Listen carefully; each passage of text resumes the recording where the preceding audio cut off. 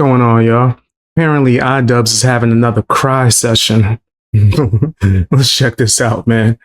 It's funny as heck. Don't forget to hit the hype button. Also, subscribe if you haven't. Please tell me you watched that clip of Pedro in... Oh, I was like, what the hell are you talking about, Zavatno? No, Zavatno, I'm going to be honest, dude. That shit will just make me angry, engaging in any of that. I haven't. I need to focus on myself and my own grind in my own life. So I've been taking a healthy step back from that. Oh my God. I promise you it's the funniest shit they've ever done. Unintentionally, but funny nonetheless. Okay. I might look into it. I'll keep my eyes and ears peeled, Zavatno. Oh, no, I did hear about that. Anissa and I have been like generally, I think, ignored or left alone. So like there's really no need to pay attention, but I think they were coming for someone else. I think it was like Trisha Paytas. And I only heard about it.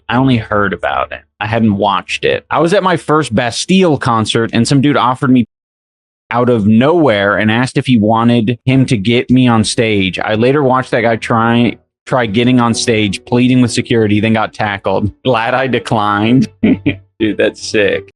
He's crazy. I think that's what it was. And we had snorted it as like a, are you allowed to talk about this shit? The hell going on over here? What's happening? I'm sorry, I'm a little befuddled. iDubbbz, has it really hit rock bottom? Like, are we there right now? Wait, how do we? Well, we know how. Anissa. Yeah, that's right. I said your husband, Anissa. It's probably definitely how that happened. This is Bobby Brown and Whitney all over again. We've seen it too many times, man. We know how it go. I'm probably gonna have to bleep out a few things while editing, just to play it safe. Because I don't know if you could talk about that on YouTube. I just never was sitting here wilding out. But also, I've never dabbled in those types of candy. Because not all candy makes you dandy. I'm a green guy myself. Anyway, you see what he got going on here? Just play the damn nasty song at this point. That's what makes sense. Yeah. You nasty fam, you nasty. You nasty fam, you nasty. You nasty fam, you nasty. You nasty fam, yeah. You know your name. Nasty work. What would Sheldon say? What would Penny say? Never mind. What would Sheldon say? That's a better way to go. Penny might be wilding out too. I feel like I'm gonna get my stream nuked. Okay, in a video game. I was taking PCP in a video game. In Minecraft, there's this crazy drug mod. So I was snorting MDMA and it just made me sleepy. It made me a little horny and then I fell asleep. Is basically the story. The people yearn for weekend streams. I think we have to keep Saturday, Sunday in the rotation. Okay. Then we'll do like a Saturday, Sunday, and maybe Wednesday or something like that. Because I want a big enough break in between. I need to start going hard ham mode on videos. And if I'm streaming too much, that's not going to be possible. Okay. And if I don't get a big enough break, then I won't be absolutely juiced for stream. And I think I need to be juiced at stream. Is there anything you're passionate about you want to make videos on? Instead of a formula or making for the audience, will you make just one for you? And if people like it, then it's a bonus. Yeah, I mean, that's true. I mean, I tend to like that's why I make the videos, is because I like the videos. It's not really like, I would make some Mr. Beast shit if I was like, if I was just making it for the audience. to be honest. Like, I get it. It's finding the in-between, the cross-section of the two circles. You guys familiar with Venn diagrams? Audience interest right here, my interest right here. You know, sometimes they're out here like that, and then sometimes, oh, there's some overlap. Cool. Oh, and then sometimes they reverse their rotation. I've noticed that I used to just be wilding out when it came to content. I would post whatever the hell I wanted to. Sometimes it was a video that the audience wanted. Sometimes it was a video that nobody knew what the hell I was talking about. And I just felt like doing a rant. I've later on realized that that does mess with the algorithm depending on what originally brought people to your content.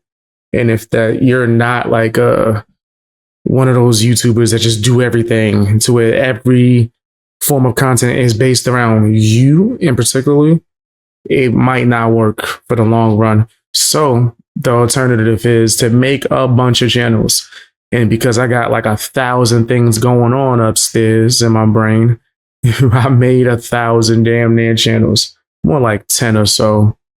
I don't even really promote it. The algorithm does whatever it does. But whenever I want to talk about TV shows, I got a channel for that. Music, art, whatever, rants, me. I got a channel that's just about me. So if anyone's like, yo, talk about this, I'm not doing that. I'm literally going to rant about whatever I want on that channel. So I could keep everything else like just based on what people rock with. Because believe it or not, and it's not the end all be all because money shouldn't be the end all be all, but if you're at a certain level of YouTube, this is a business, whether it's a small business or whatever, that don't matter. It's still a business. So if people are there for a certain form of content and they enjoy that, it's probably a good idea to just make that channel specifically about that. And then if you don't feel like talking about that, don't do no damn content on that channel. Make another one, do something else to your heart's content. I always say just make another channel, right? Because that one would be like you don't care about anything. You're just doing what you want. Other ones, let it be businesses. You can't open a fast food restaurant. All the customers is like, we love hamburgers. And you like, nah, I think we gonna serve fried chicken instead next week. No more hamburgers. People only knew you for the hamburgers. Why would you stop doing hamburgers at your restaurant? Why not just open another restaurant and serve chicken or whatever you want in that one? It makes more sense. You know what I mean? I do think it should be a combination of what you would like to do as well as what your audience is interested in, but that would still be under the umbrella of whatever that channel, sorry guys, whatever that channel would be. Whatever that channel is, it would be under that umbrella. If I got a channel about movies, if I like action movies, I'll talk about that. But then my audience might be like, well, we love when you give opinions on Korean drama. So you do a combination of both. Cool. The channel's still about movies, though, overall. Shoot, that was like the craziest, best YouTube advice I could even give. If anyone is watching as a YouTuber, you might be like, oh, snap. That makes sense. No wonder why the new video I put out only got one view. You know how many times I put out a video earlier before I realized this? Put out a video on this channel or whatever channel I was using, and that channel got no views. So I was like, huh. And then I just, took it down. Maybe eventually, like, whatever. Just maybe it was just a mistake. Made a channel a year later that's about a specific type of thing and go, wait a minute, I got a documentary I did 5 years ago that was be perfect for this. And then I put that video on that channel and that video blows up. And it's an old ass video. But because that audience wants to see stuff like that, that's why it fit. So I'm not saying just only do one thing and don't have a soul. Have a plethora of channels. At least that's what I do. It is hard to run though. I'm tired as hell. Ain't been able to live stream the way I wanted to because I'm too busy doing a bunch of other things and editing. Yeah, I'm trying out different things. We're gonna do some Kickstarter crap for a little while, along with an occasional whatever, along with counting peanuts on occasion. Add a creature circle. I could add a creature circle. That's true, but I have to do that circle. I have to do a windmill type effect to illustrate the third circle, but I think at that point there's no room for any other circles. Yeah, we'll see if that works out. Yeah, I mean, anything that's just in your circle, I don't know if you've done something like that. Matthias, I can point to so many things. I had a deep interest in California burritos and the Mexican taco shops in my area, so I did a whole video about specifically that. No one asked for that at all.